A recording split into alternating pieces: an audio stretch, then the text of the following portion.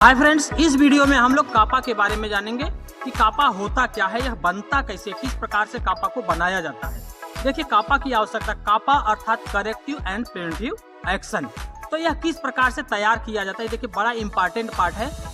कापा को जो है, जब कोई दुर्घटना होती है साइट पर, किसी प्रकार की दुर्घटना कहीं पे होती है, तो वहाँ पे जो है इंसिडेंट रिपोर्ट बनता है। इंसिडेंट रिपोर्ट बनने के बाद क्या होता है, इसके बाद इंसिडेंट इन्वेस्टिगेशन रिपोर्ट बनता है। इसके बाद इन्वेस्टिगेशन रिपोर्ट बनने के बाद जो है उसमें कापा बनाया जाता है। इससे किस प्रकार से बनाते हैं इसको और कैसे बनता है, उसके बारे में इस वीडियो में देखते हैं। The kappa that is made up of process that intend to correct and prevent known issues such as non-conformities from occurring. The kappa approach is used to identify and resolve systematic defects and prevent persistent problem from happening again. यह वह प्रक्रिया है जिसका उद्देश्य किसी भी समस्या को ठीक करना और उन्हें होने से रोकना है। कापा का उद्देश्य दोषों की पहचान करने और उन्हें हल करने और समस्याओं को दोबारा होने से रोकने के लिए किया जाता है। इसी को कापा कहते हैं। इसमें देखिए, correction, corrective action and preventive action, ये तीन चीजें जो है मुख्य रूप से जो है इनका उपयोग किया जाता है। ये बड़ा ही इंपॉर्टेंट चीजें हैं। इसको देखते हैं ये क्या है। करेक्शन, करेक्शन किसको बोलते हैं? A resolution to an existing problem usually occur right after the event is identified in order to fix the immediate problem. यह क्या होता है, कोई भी एक्टिविटी होती है तो उसमें जो अपने को अनसेफ दिखता है, कोई भी एक्टिविटी है, कुछ है अनसेफ, जहां पे थोड़ा सा दिखता है, हम लोग तुरंत प्रिवेंशन करते हैं, उसको जो है करेक्शन बोलते हैं। जैसे कि इसमें दिया हुआ है, I hurt myself on the corner of a table, find that the occur is that the table has sharp corner. इसमें अगर हम लोग उदाहरण के तौर पर देखें तो ये टेबल होती है, टेबल का जो कॉर्नर है, कॉर्नर जो है वो थोड़ा नुकीला है। अब उसको जो है प्रोटेक्ट करने के लिए हम लोग क्या करते हैं, अगर कुछ उधर प्रोटेक्शन लगा देते हैं, जैसे रबर का कुछ लगा देते हैं या गोनी बैग कुछ लगा देते हैं, जिससे कि आने जाने में मार न लगे, तो उसको क्या बोलते हैं? करेक्शन। अगर कोई भी शार्प एज है उधर प्रोटेक्शन कर देते हैं तो उसको बोलते हैं करेक्शन। करेक्टिव एक्शन क्या होता है? A resolution to prevent the reoccurrence of a problem that will address the root cause identified in the investigation. Investigation करते समय जो समस्या मिली है वह समस्या फिर से दोबारा न घटित हो, न उत्पन्न हो, उसके लिए जो एक्शन लिया जाता है उसी को करेक्टिव एक्शन कहते हैं।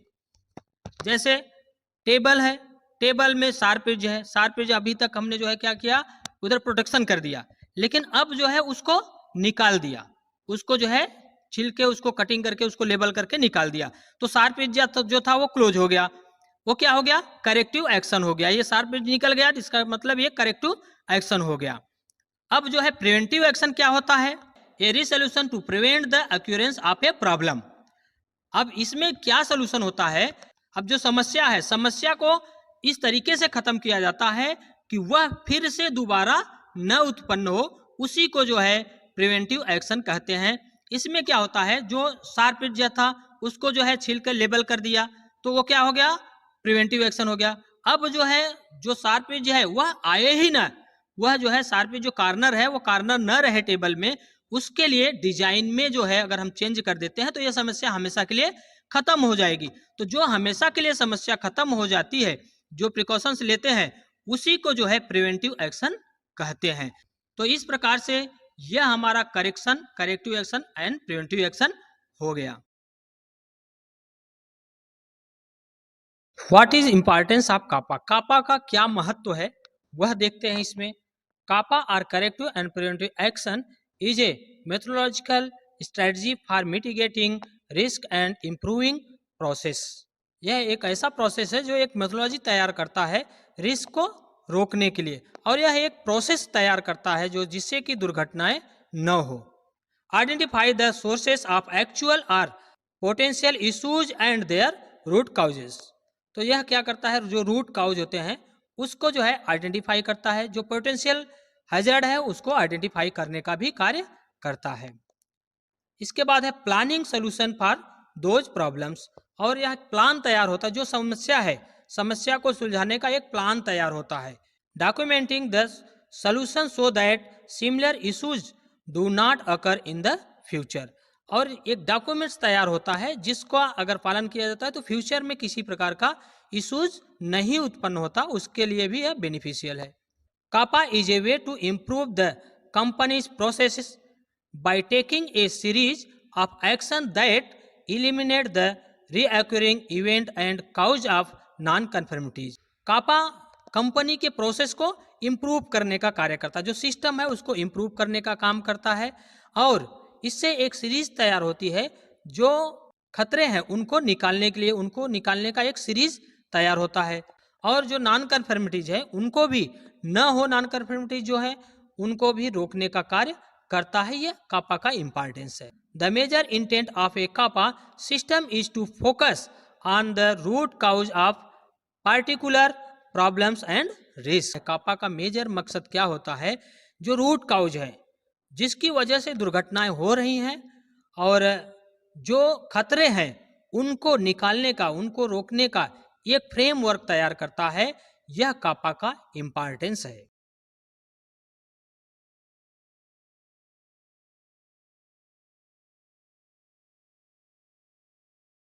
अब है बेनिफिट ऑफ कापा। कापा से क्या क्या बेनिफिट होता है? आइडेंटिफाई द प्रॉब्लम, इससे जो है समस्या का आइडेंटिफाई किया जा सकता है, समस्या को जो है दर्शाया जा सकता है। इम्प्लीमेंट सोल्यूशन, तो जो समस्या है उसका सोल्यूशन भी निकाला जा सकता है, उसका इम्प्लीमेंटेशन भी किया जा सकता है, साइट पर लागू किया जा सकता है। Documents and outcome and future changes, तो जो फ्यूचर में कभी चेंज होते हैं उसका डॉक्यूमेंटेशन भी बराबर से होता है। रिजॉल्व एएचएस इश्यूज, जो एएचएस से संबंधित, एनवायरमेंट हेल्थ से संबंधित समस्याएं होती हैं उसको भी सॉल्व किया जा सकता है। No injury and property damage, किसी प्रकार की इंजरी नहीं होती और किसी प्रकार का डैमेज भी नहीं होता है। रिड्यूस एएचएस कंप्लेंट्स, और जो सेफ्टी से संबंधित जो इश्यूज आते हैं वो भी कम हो जाते हैं। प्रमोशन ऑफ कंटिन्यूअस इंप्रूवमेंट, तो कंटिन्यूअस इंप्रूवमेंट में जो है काफी अच्छा जो है परफॉर्मेंस मिलता है उसका। प्रमोशन ऑफ कंटिन्यूअल इंप्रूवमेंट, तो जो कंटिन्यूअल वर्क होता है उसमें अच्छे वर्क का जो है अच्छा बेनिफिट मिलता है, उसमें अच्छा इंप्रूवमेंट दिखता है। A uniform method of problem solving, तो जो समस्याएं होती हैं उनका सॉल्व करने के लिए एक यूनिफॉर्म मेथड जो है तैयार होता है, इससे एक सिस्टम बन जाता है जिसकी वजह से जो है दुर्घटनाओं को रोका जा सकता है। Ensure that regulatory requirements and business needs are met, तो जो कार्य में जिन चीज़ों की आवश्यकता होती है वह सभी जो है सही तरीके से इम्प्लीमेंट होती हैं, सही तरीके से कार्य चलता है, जिससे कि जो है दुर्घटनाएं नहीं होती। यह जो है बेनिफिट है कापा का बनाने से, कापा का उपयोग करने से। Process of corrective and preventive action, इसमें क्या है देखिए, जो हमारा पीडीसीए साइकिल है उसका अगर हम उपयोग करते हैं तो उससे भी हम दुर्घटनाओं को रोक सकते हैं। वह एक अच्छा सिस्टम, एक फ्रेमवर्क हमारे लिए तैयार करता है। उसमें क्या होता है कि पी है तो पी अर्थात प्लान, कोई भी एक्टिविटी है उसके लिए बराबर से प्लान होना चाहिए। कितना मैन पावर लगेगा, कितना जो है मटेरियल्स कौन कौन से लगेंगे, कौन कौन से इक्विपमेंट्स लगेंगे, तो इस प्रकार से हमको विधिवत प्लान करना चाहिए, तो जिससे कि दुर्घटनाएं रुक सके, तो यह हमको प्लान करना है। डी है डू, डू मीन्स करना, तो अब जो प्लान किए हैं आपने, जो सिस्टम एक तैयार किया है उस सिस्टम को साइट पर लागू करना है। अगर सिस्टम को साइट पर लागू करते हैं तो हम दुर्घटनाओं को रोक सकते हैं। इसके बाद है सी है हमारा चेक। अब उसमें क्या होता है, जो आपने लागू किया, जो प्लान बनाया, इसके बाद आपने उस प्लान को साइट पर इंप्लीमेंटेशन करने के लिए लागू किया, अब उसका चेकिंग भी होना चाहिए कि वह जो है उसमें इंप्रूवमेंट हो रहा है कि नहीं, वह बराबर से सही ढंग से फॉलो हो रहा है कि नहीं, वो चेक करने का कार्य भी होता है, जो हम लोग ऑडिट के माध्यम से भी करते हैं, रेगुलर विजिट के माध्यम से भी करते हैं, और ऑब्जर्वेशन जो मिलते हैं उसके माध्यम से भी हम कर सकते हैं। दूसरा जो है एक्ट है। अब उस पे जो चेकिंग होता है, उस पे जो एब्सेंस मिलते हैं, जो हमारे सिस्टम जो बने थे उसमें जो लैप्सेस होते हैं, उस पर एक्शन लिया जाता है कि यह लैप्सेस क्यों हुआ, कैसे हुआ, फिर से ना हो। उसके लिए जो है फिर से हम दोबारा एक प्लान तैयार करते हैं कि यह लैप्सेस ना हो। तो इस प्रकार से ये पीडीसीए साइकिल हमारा चलता रहता है। और इसमें प्रिवेंटिव एक्शन में हमारा जो है एक और सिस्टम है। इसमें क्या होता है, IARA। IARA क्या करता है, इसमें आई क्या करता है, इन्वेस्टिगेशन। तो कोई भी दुर्घटना हुई तो उसमें क्या है, इन्वेस्टिगेशन करने का काम, सही तरीके से उसका इन्वेस्टिगेशन होना चाहिए, क्या एक्चुअल में क्या कारण था उस तह तक जाना चाहिए, उसका रीजन पता होना चाहिए। अगर रीजन पता हुआ अब क्या करना चाहिए, उस पर एक्शन लेना है। जो रीजन है, फिर वह दुर्घटना न घटे, वह दुर्घटना के बारे में, उसके बारे में जो है एक्शन लेना चाहिए। एक सिस्टम को जो है बनाना है। दूसरा इसके बाद जो है रिव्यू है। जो सिस्टम बना उस पे जो है अब रिव्यू करना है कि वह जो है सही तरीके से इम्प्लीमेंटेशन हो रहा है कि नहीं, उसका रिव्यू करना है। इसके बाद फर्दर एक्शन इज रिक्वायर्ड। तो इसके बाद जो है उस पर एक्शन हो रहा है कि नहीं, जो एक्शन हो रहा है उस पर जो है मॉनिटरिंग करने का, देखने का कार्य होना चाहिए। तो इस प्रकार जो है हमारा IARA सिस्टम भी इस पे जो है अच्छा कार्य करता है। अब हम लोग जो है process of corrective and preventive action में एक सिस्टम, एक जो है प्रैक्टिकल करके देखेंगे कि किस प्रकार से जो है हम किसी भी दुर्घटना को का जो है कापा किस प्रकार से बनाते हैं, कापा बनाने आना चाहिए, उसके बारे में हम लोग देखते हैं। तो ये हमारा फॉर्मेट है। इस फॉर्मेट में पहले कॉलम में हमने लिखा है GCP सेफ्टी। GCP सेफ्टी जो है हमारा जो साइट है, उस साइट का नाम है, जो आप यूट्यूब देखते हैं उसका साइट का नाम है। और यहाँ पर आप अपनी कंपनी का लोगो, कंपनी का नाम डाल सकते हैं। इसके बाद नेक्स्ट कॉलम है register of corrective and preventive action. तो ये हमारा रजिस्टर है। उसके नीचे है हमारा ये कॉलम जिसमें प्रोजेक्ट है। साइट का नाम यहाँ पर आप मेंशन कर सकते हैं, जहाँ जो साइट का इंसिडेंट किसी साइट पे हुआ है तो उस साइट का नाम यहाँ पे मेंशन कर सकते हैं। इसके बाद है हमारा डॉक्यूमेंट्स फॉर्मेट नंबर। तो डॉक्यूमेंट्स फॉर्मेट नंबर में HSF01 हमने लिखा है। आप जो भी है आप लिख सकते हैं आपका डॉक्यूमेंट्स के हिसाब से। तो इस प्रकार से ये हमारा जो है documents revision number, documents revision date और ये सब चीज़ें इसमें हैं। तो ये हमारा फॉर्मेट तैयार होता है। इसके बाद इसमें आता है सीरियल नंबर। पहला हो जाएगा सीरियल नंबर। इसके बाद जो है रूट काउज आइडेंटिफाइड। तो क्या वजह थी रूट काउज, इसका इसमें आ जाएगा। नेक्स्ट कॉलम है हमारा करेक्टिव एक्शन रिक्वायर्ड। क्या एक्शन होना चाहिए, क्या करेक्टिव एक्शन होना चाहिए, वह जो है इसमें आ जाएगा। इसके बाद है रिस्पॉन्सिबल पर्सन फॉर एक्शन। कौन इस जो हमारा जो है करेक्टिव एक्शन लेना है उसका रिस्पॉन्सिबिलिटी किसके पास है, कौन रिस्पॉन्सिबल है इसके लिए, कौन इसको करेगा, वह हमारा इस कॉलम में आ जाएगा। इसके बाद एक हम टारगेट डेट सेट करते हैं कि यह जो है कब तक होगा, इसका आइडेंटिफाई होना चाहिए। दूसरा जो है प्रिवेंटिव एक्शन, और प्रिवेंटिव एक्शन जो है इस कॉलम में हम लोग लिखते हैं। इसके बाद हमारा ये कॉलम है रीमार्क में हम लोग जो है साइट पे जो फोटोज वगैरह है, फोटोज यहाँ पे लगा सकते हैं या फिर कुछ और यहाँ पे लिख सकते हैं जो इसको दुर्घटनाओं को रोकने के लिए वह यहाँ पे आ जाएगा। तो यहाँ पर हम एक एक्टिविटी पकड़ते हैं। एक दुर्घटना हुई है। क्या दुर्घटना हुई है, तो यहाँ पर हम लोग जो है फायर का एक जो है इंसिडेंट हुआ है, उसके ऊपर जो है कापा बनाने का कार्य करते हैं। तो फायर हुआ है, क्यों हुआ है, welding work was done without fire blanket. तो जो फायर ब्लैंकेट नहीं था इसकी वजह से मेल्ट होकर स्लैग्स गिरा, उसके वजह से फायर लग गया। क्यों, फायर ब्लैंकेट नहीं था। तो इसका करेक्टिव एक्शन रिक्वायर्ड क्या था, करेक्टिव एक्शन क्या है, fire blanket should be provide at heart work area. जहां पे जो है हार्ट वर्क ऐसा कोई भी एक्टिविटी चल रही है तो वहां पे जो है फायर ब्लैंकेट होना चाहिए। ये करेक्टिव एक्शन हो गया। इसमें रिस्पॉन्सिबल जो रहेगा वह है इसमें डाल देना है किसकी रिस्पॉन्सिबिलिटी है, और टारगेट जो रहेगा इसमें टारगेट डेट में डाल देना है। Extra fire extinguisher shall be available in store and hot work training shall be conducted once in a month. तो हर महीने में जो है एटलीस्ट एक जो है ट्रेनिंग्स होना चाहिए जो वेल्डर्स हैं, जो हार्ट वर्क का कार्य करते हैं, और अलग से फायर ब्लैंकेट स्टोर में होना चाहिए। और जो कार्य करने वाले लोग हैं हार्ट वर्क जो करते हैं उनको एटलीस्ट महीने में एक ट्रेनिंग जो है हार्ट वर्क पर होना चाहिए।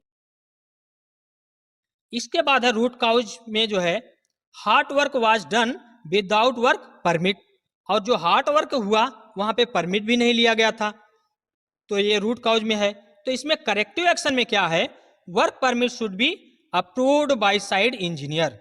तो वर्क परमिट साइड इंजीनियर के द्वारा अप्रूव्ड होना चाहिए और वर्क परमिट लेने के बाद ही काम स्टार्ट करना है। ये हमारा करेक्टिव एक्शन हो गया।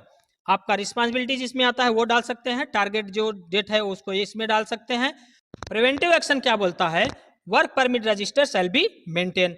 अब वर्क परमिट का रजिस्टर अगर रहेगा तो उससे सही ढंग से पता चलेगा कि अगर कोई लिया है नहीं लिया है, तो उससे क्लियर आइडेंटिफाई हो जाएगा। इसके लिए जो है वर्क परमिट रजिस्टर भी मेंटेन होना चाहिए साइड। अब root cause, next root cause क्या है, work was going on without supervision. Supervision नहीं था, वहां पे कार्य चालू हो गया, किसी को बताया नहीं गया। तो इसमें करेक्टिव एक्शन में क्या हो जाता है, सुपरविजन शुड बी प्रोवाइड। तो जहाँ पे कार्य चल रहा है वहाँ पे सुपरविजन होना चाहिए, वह जो है इसमें आता है। इसके बाद आपका रिस्पॉन्सिबिलिटी जिसमें उसमें डाल दीजिए, टारगेट डेट जो है वो इसमें डाल दीजिए। प्रिवेंटिव एक्शन क्या बोलता है, dedicated supervisor shall be deploy for hard work area. जो हार्ड वर्क चलता है वहाँ के लिए जो है एक डेडिकेटेड जो है एक रिस्पॉन्सिबल जो है सुपरवाइजर होना चाहिए, जो आइडेंटिफाई होना चाहिए कि भाई आपको हार्ड वर्क आपको ही करवाना है, दूसरे किसी को नहीं करवाना है। तो इससे भी जो है फ्यूचर में किसी प्रकार की दिक्कत नहीं होगी। इसके बाद है रूट काउज आइडेंटिफाई में जो है रूट काउज क्या है, combustible material not remove from work area. तो वहां पे जो है कंबस्टेबल मटेरियल भी थे, इसकी वजह से फायर लगा, वहां से हटाया नहीं गया था। इसमें जो है करेक्टिव एक्शन क्या है, combustible material should be remove और protect with non flammable material. तो जो कंबस्टेबल मटेरियल है अगर वहां से हट सकता है तो उसको हटा देना है, नहीं तो नॉन फ्लेमेबल मटेरियल जो न जलने वाली चीजें हो वस्तु, उससे जो है उसको बराबर से ढक के रखना है, ताकि वेल्डिंग करते समय उसका मेल्ट होकर कोई भी स्लैग्स उसके ऊपर न गिरे जिससे कि फायर हो। इसमें रिस्पॉन्सिबल में जिसका रिस्पॉन्सिबिलिटी हो उसमें डाल देना है, टारगेट जो डेट है आपका डाल सकते हैं। प्रिवेंटिव एक्शन में क्या दिया है, combustible material shall be store at closed area, area shall be checked using by housekeeping checklist. तो जो रेगुलर एक हाउसकीपिंग चेकलिस्ट होना चाहिए साइड पर, जो बराबर जो है उसका रेगुलर इंस्पेक्शन होना चाहिए उसके माध्यम से, जिसकी वजह से कि साइड पर किसी प्रकार का कंबस्टेबल मटेरियल ना हो, और कंबस्टेबल मटेरियल और फ्लेमेबल मटेरियल कोई है तो वह सही ढंग से एक जगह पे स्टोर करके रखा जाना चाहिए, जिससे कि कहीं पर अगर वेल्डिंग का कार्य होता है तो उससे दिक्कत ना हो। और दूसरा, अगर चेकलिस्ट रहेगा, आइडेंटिफाई रहेगा कि यहाँ पर कंबस्टेबल मटेरियल है, तो वहां पर जो है हम किसी प्रकार का वर्क परमिट भी अलाउ नहीं कर सकते। इस प्रकार से यह जो है कापा तैयार हुआ। इसके माध्यम से आप कोई भी दुर्घटना हो, किसी भी प्रकार की दुर्घटना हो, तो उसके माध्यम से इसको बना सकते हैं। इसमें नीचे है हमारा जो है फॉर्म फिलिंग बाई, जो फॉर्म फिल करेगा उसका नाम, उसका सिग्नेचर, और अप्रूव्ड बाई, फॉर्म को जिसने अप्रूव किया उसका जो है नाम और सिग्नेचर यहाँ पे आ जाएगा। तो इस प्रकार से दोस्तों हम लोगों ने कापा करेक्टिव एंड प्रिवेंटिव एक्शन जो है का ये फॉर्मेट तैयार किया। यह आप आसानी से बना सकते हैं, इसको समझ सकते हैं। धन्यवाद।